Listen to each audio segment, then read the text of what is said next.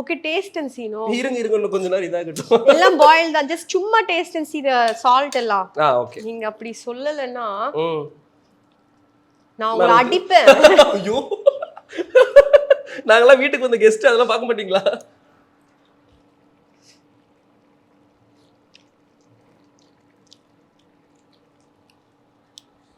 It's taste இன்னும் கொஞ்சம் super ஆக்குறதுக்காக நம்ம லைட்டா கொஞ்சம் சில்லி பவுடர் போடுறோம். எஸ். போடுறோம் இல்ல பாக்குறதுக்கே பயமா இருக்கு. அவ்வளவு பிடிக்காது உங்களுக்கு சில்லி பவுடர். பட் எப்படி ஆந்திரா தப்பா அதுதான் யோசிக்கிறேன். Mummy mistake.